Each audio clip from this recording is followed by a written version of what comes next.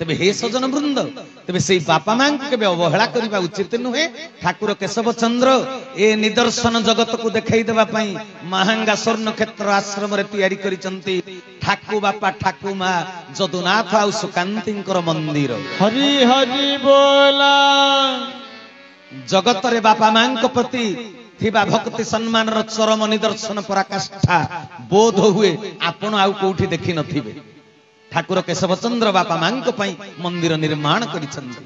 से निजे हुए तो से मंदिर एते बड़ मंदिर कोटी कोटी टंका सरीची सीए पूजा पाई थानते ता भीतर ना सेडी पूजा दिया जाउची जदुनाथ आ सुकांती को।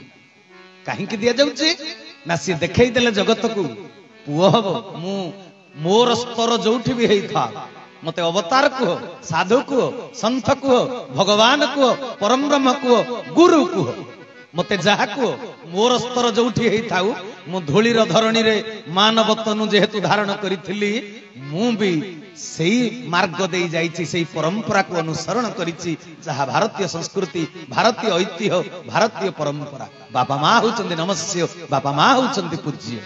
तेबे बापांक पई शास्त्र कोन कहिले कहले पिता धर्म पिता स्वर्ग पिता ही परम तप पितरी प्रीतिमा कन्ने प्रियंते सर्वदेवता।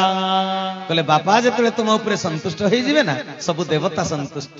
गणेश बुद्धि देवे सरस्वती विद्या देवे दुर्गा शक्ति देवे संतोषी संतोष प्रदान करिवे सबु देवा देवी माने तुम ऊपर संतुष्ट होई जिवे जदि बापा तुम ऊपर संतुष्ट। बुझी पारुचंदी ना कथा। तबे हे सजन वृंद मार भितरे बाहरे सबुठी स्नेहर बन्या ठाकुर एक कथा लिखिचंदी।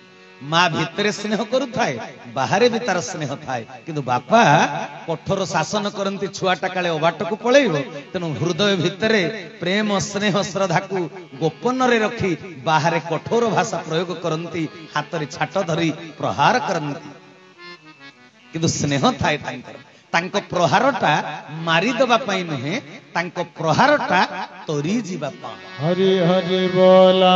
सेइते पई ओडिसार दार्शनिक कवि लिखि देइथिले पिता माता ठारू बड़ देवता के सरग राई जे नाही। पिता माता ठारू बड़ देवता के सरग राई जे नाही। तांकोरी आशीष सहाय कासीना विपद तोरी बापाई।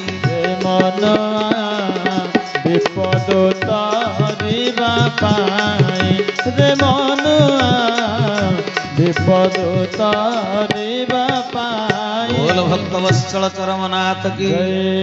कहले पिता माता ठारू बड़ देवता के सरग राई जे नाही तांकरी आशीष सहाय कासीना विपद तोरी बापाई।